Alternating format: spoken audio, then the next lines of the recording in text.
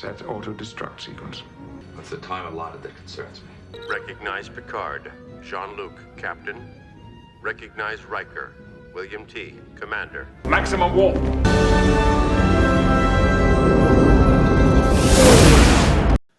Welcome back. We are the Warp Core Podcast. Joining me as always, Fert Derby and Lord Uther. I am Urza Master, and we are on episode 91, counting down towards 100 Warp Core episodes. If you're just joining us, welcome. If you're returning to us, thanks for being a fan. Thanks for subscribing. And if you haven't subscribed, click that subscribe button. Make sure you hit that notification button to follow all things pending rebrand. And don't be afraid to share us out and drop us a comment. Let us know what your favorite bits and bobs about Star Trek are. We are jumping back into that next generation today, going boldly where no one has gone before into The Naked Now, a fan favorite episode slash much maligned episode in a way. I have a lot to say, but I'm going to turn it over to Fert Derby, who's got a few little tidbits for us on The Naked Now. Thank you, Warp Core fans and my bridge buddies. The Naked Now was October 5th, 1987. Encounter at Farpoint premiered with a 2-hour premiere, which they subsequently chopped up into hour-long episodes and made it a two-parter. But this was technically the second episode aired of The Next Generation. Paul Lynch is a Canadian director, and his biggest credit beyond this was a 1980 slasher movie called Prom Night, starring Jamie Lee Curtis and Leslie Nielsen in an uber-serious role. This came out before Airplane, when audiences then had a whole new appreciation for his comedic abilities. The story was by John D.F. Black and D.C. Fontana. John D.F. Black was an associate producer for 10 episodes of the original series, season 1. He also wrote The Naked Time way back on September 29th, 1966.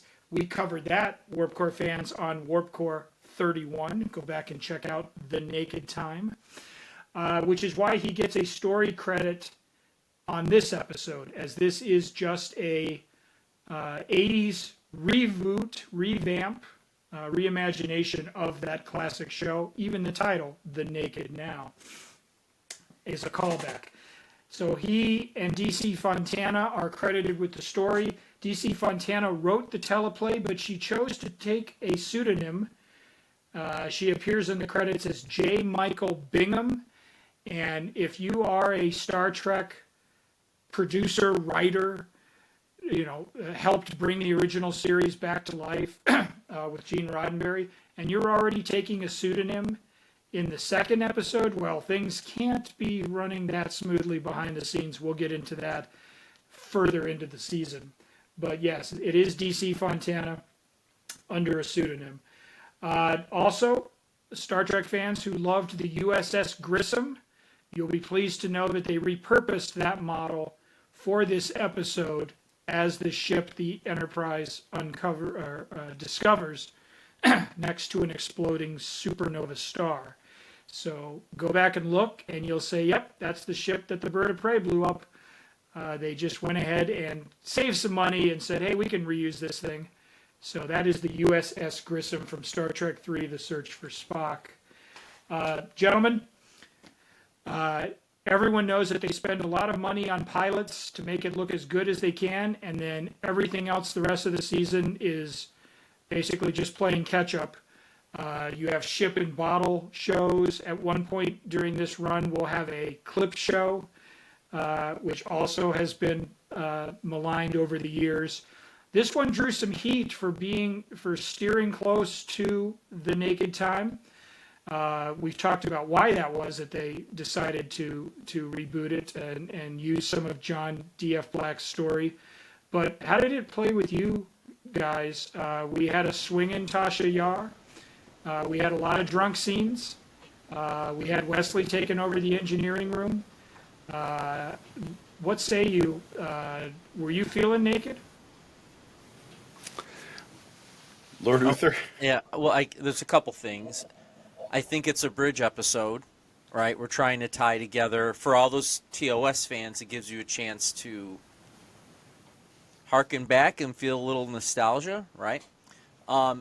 Excuse me. It establishes Wesley as an engineering genius. We kind of get a little bit of that in the pilot, but now all of a sudden he's taking microchips and moving them around, and Picard's pleading with him, Wesley, rah, rah, rah, right? We get, and I'm happy this Picard goes away after. We get crotchety, angry, crusty Picard, and I'm not a fan of that. I mean, I know what they were going for. I just think they could have done it a little differently. Because his fear is almost overbearing of kids, and it's a little much for me. And I'll just go with three things. There's so many more, but I thought that Data wasn't supposed to show emotion, and he walks onto the bridge after having a tryst, or maybe multiple trysts with Tasha Yar, and he's like doing the whole, I mean, it was kind of a campy, oh my goodness kind of thing, but I thought we were supposed to have an emotionless Data, and there was emotion there. I almost would have liked it if he would have walked in just like solemn, like nothing had happened. I think that almost would have been more effective. I mean, again, I know what they were going for.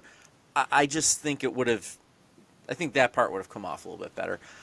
I like the episode. I like what they were trying to do. When I originally saw it, I was not a fan. But seeing it second time around, I actually like it a little bit better. So what say you, Urza? I kind of tend to agree. The first time I saw it, I thought it was just kind of hokey. I actually hadn't seen The Naked Time when I saw The Naked Now the first time. So it was a little fresher, but I also thought it was still weird. Everybody frozen, the animalistic tendencies coming out, and then be like, oh, Kirk's Enterprise went through this exact same thing. Well, why the hell are you falling victim to it? But it was interesting because it gives us some of the best memes and lines now in hindsight, like fully functional. And I agree, it was goofy to see Data showing emotion in this episode, but at the same time, I believe from Farpoint, you get this idea that he's trying to mimic the humans around him. He's trying to become more human. So in a way, he's sort of trying to play into everything that's going on around him. I'm probably defending it after the fact. It does not play well. But I sort of get it.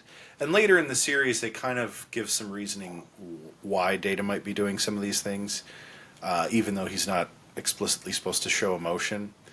This is the one episode I felt that Tasha Yar actually was worthwhile as a character. I will say quite confidently in every other episode she's in, I really don't care for her. This is the one where I'm like, okay, this is the Tasha Yar I want to see more of. And it builds her almost as kind of a corrupting force. Not that, doing the do with Data is not corrupting him or anything like that. But if you build her towards a villain and try to make her an antagonist in the crew, and they do this in DS9, they do this in Voyager, and they sort of had some of this happen in the original series. If that's the route they would have built her towards, I could have probably gotten behind that character a lot more. Because she could be sort of that wild card, starts the stuff figure. But that being said, I also think that the crotchety old man version of Patrick Stewart as Picard, it gets a little tired already.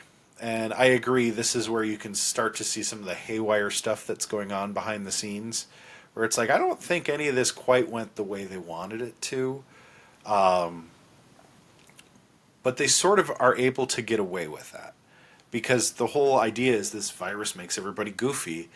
And I think you kind of need that, right? In an early establishment of character, you got to kind of play with it.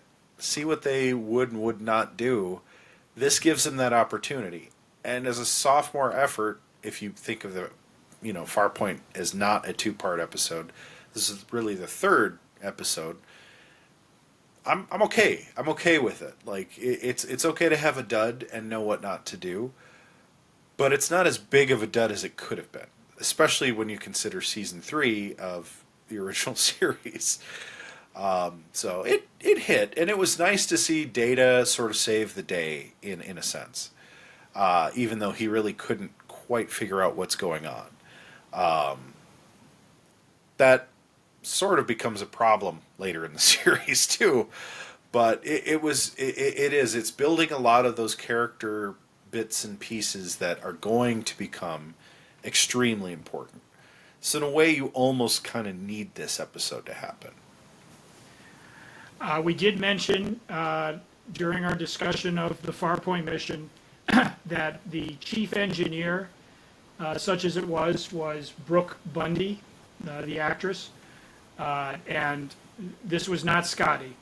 And I'm just going to kind of view her and her appearances as sort of a placeholder until we actually get a robust character invested that we are down there to run engineering, and when Mr. LaForge starts putting in regular appearances.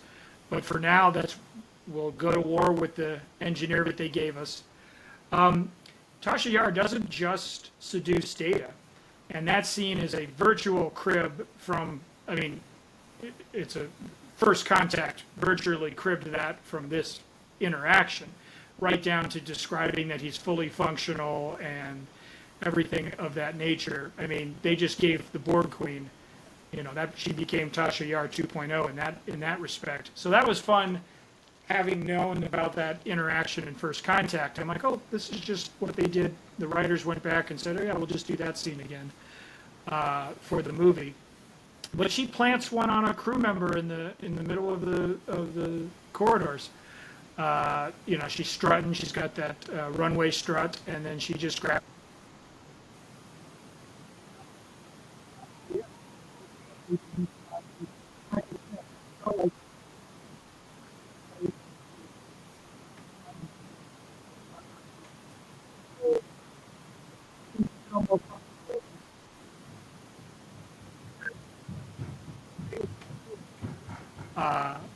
For what that was worth. They're still pushing the Deanna Riker stuff right from the jump. She had her little Imazdi, or I can't ever say that word. Imzadi. Imzadi telepathic messaging in the pilot, and here, Patrick Stewart says something on the bridge, and they kind of look at each other. Can we talk about the bridge really quick? We didn't mention that in the Farpoint mission. Talk about comfort. This is a living room bridge, and again, we're so used to, like, the Enterprise and Strange New Worlds, and we're just, the battle bridge on this ship, like, we're just so used to kind of that militaristic setup. The original series, Uhura's behind the captain's chair, Spock's over there on camera left, and Scotty's back there in the back and camera right, and Sulu's up front. But this place, honestly, like, there's so much room between where the Picard and Deanna and Riker are sitting versus, helm and navigation. And then you've got, the nice walkways, ADA walkways that you could roll a wheelchair up. There's just so much space. And the coloring, it's a light beige, it's a very soft beige. I don't know, like, it's just different, right? I'm just not used to being able to basically, like, you could sit there and dance on that stage, or you could throw a football around, or it's just, there's a lot of room. The one thing I noticed overall, it felt like the lighting was way too dark at different points. Like, I wish they would have spent a little more money on the lighting. I don't know if you guys saw that, or maybe, but it seemed. Yeah. You mean Again, on in the this bridge? episode. very.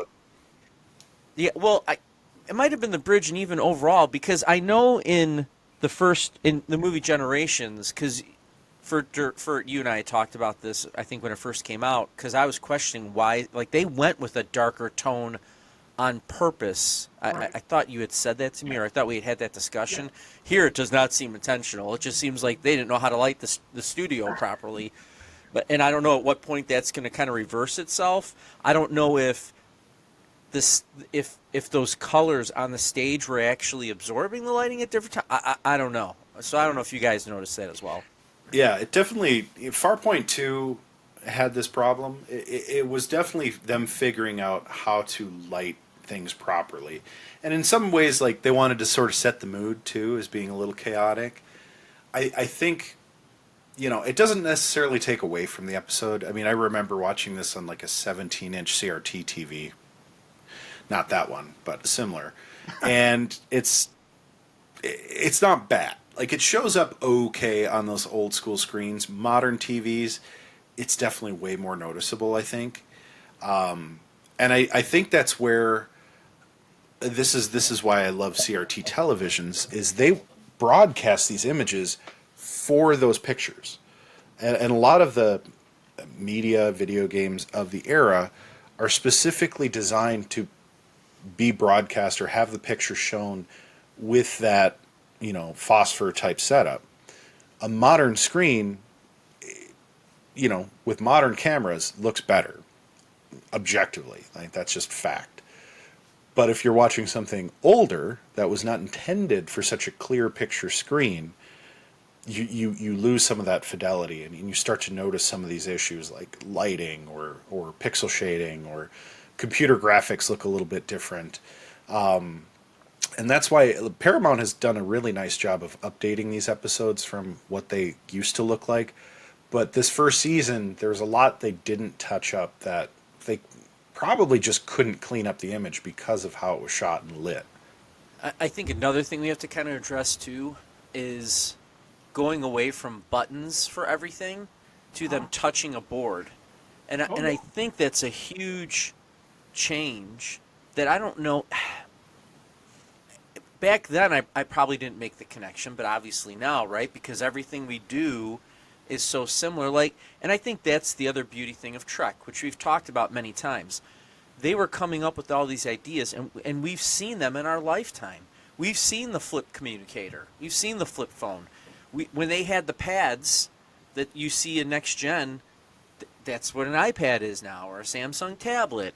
I mean, think of all the incredible, even the idea of a warp bubble has been tossed around, and transporting has been tossed around by current scientists. Like, it's AI. Let's look at data. We're seeing that We're seeing that now. And it's funny because it freaks my students out that they might have a human-looking robot in their home in the next 10 years, which I think is going to be commonplace. But here it is in Next Gen, and they're contemplating all these issues. There's going to be an episode coming up where Data goes on trial, in a sense, about him being human or not. Spoiler alert. So I know I verged off in a different direction. Is it a spoiler alert like 30 years later? I've always wondered that.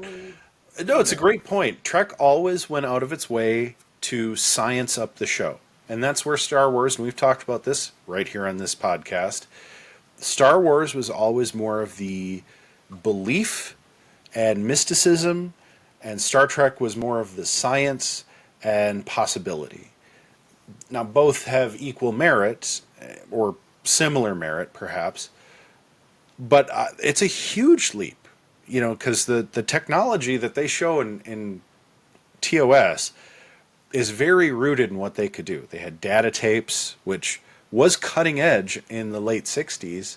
They had, the Christmas tree-like buttons and the stereophonic screens, and, the view screen was a projection image. All still great, and still some of those are things we can't really do today very well. But this took it to a new leap where it's like, well, you know what? We can actually do some of this. Like, some of this is really possible. Like the idea of a touchscreen, we had touchscreens in 1987. We had them.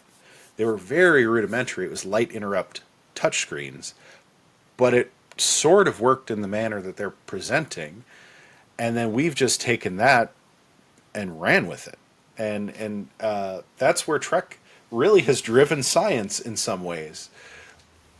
And I think if you were to flip those, I don't want science in my Star Wars. Give me the surface stuff. And when they've over-explained things in Star Wars, I haven't liked it. And when they under-explain... And here's the beauty of Star Trek, too. Overall, when they explain something, like, to your point, it's got to be rooted in some kind of science. And think about trying to keep track of all that stuff. I mean, you might know this better than anyone else. The idea of establishing lore or some scientific things and then having to reference backwards to it. And one more point. One Christmas, you bought me the Star Trek Enterprise D technical manual, and I read that thing, and I've probably read it a couple times, front to back, like the entire thing, every single thing. The detail and the thought process that went into that to establish it as almost like true science in a sense is stunning, which is why all of that works in Star Trek. That's just that, to me, that's the beauty of it, right? Is that it's possible.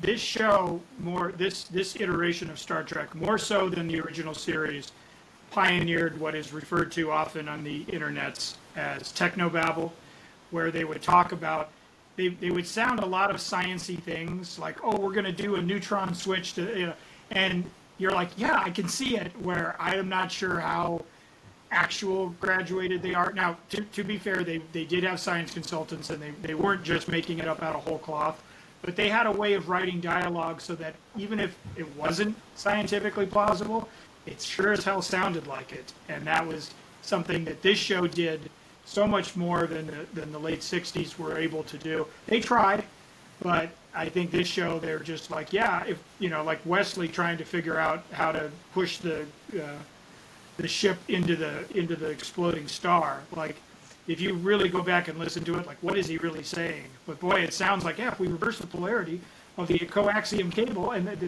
so yeah. The coaxium cable. That's great. Well, The Naked Now, albeit a rehash of The Naked Time, does deserve a Warp Core rating. It may not be as great as our debut two-parter episode, but Lord Uther, how did you feel about The Naked Now? Yeah, I think I'm gonna go. That's too high. I was thinking 5.5. I'm gonna go 5. Even looking at it from my old man perspective right now, it set out. I think it truly had a purpose, and that was to give connection for TOS fans, and I think it did that. And I feel like some of our characters are still trying to find their way. So yeah, I think a 5 is justified at this point. How about you, Urza? I'm going to go 5 as well. I agree it's a bridge between old and new. And it's got some of the appeal of the 80s, too. It's got the sex appeal. It's got the science appeal. It's looking forward at a future where, shall we say, things have not gotten so far that it's not still human. And I think that's what The Naked Time originally set out to show us, and I think it does it successfully here. Albeit a reboot, possibly the first ever reboot of a TV show episode. I know that's probably not true, but I enjoyed it, and even with the lens of time, it's still enjoyable for me. Gentlemen, high fives to both of you. What I liked, and again, I'm going to be more optimistic probably in my run, because again, I'm looking at it backwards, knowing where these characters end up. I like that they didn't have everybody just go sloppy drunk right away. Riker starts to succumb to it very late in the episode, which actually adds a modicum of suspense, because we know what's going to happen, and we don't want it to happen to him as he's trying to save the ship in engineering. So, and Dr. Crusher also tries to fight it off. I know she and Jean-Luc have that little moment there where they're getting a little silly in the sick bay. But again, they didn't just start off with where Tasha and Geordi were initially, where they're just like, oh, we succumbed to it early and we're just sort of out of control. In fact, Geordi is a mean drunk. He was, I was a little bit, when he's sitting there perspiring in sickbay and he kind of barks and so forth, I'm like, man, this guy, keep him out of 10 forward, because that's clearly not a good space for him. But yes, let's go 5. Let's say that it looks a little better in hindsight. I love hearing Jonathan Frakes say the name, James Kirk. That was James Kirk's Enterprise. So that's a good shout out early. We've seen worse, gentlemen. We've talked about it. This was no alternative factor. Absolutely. Well, until we circle back to the Next Generation franchise on our next episode of the Warp Core podcast, as we are going to be saying for this series run, we hope to see you again. Make it so.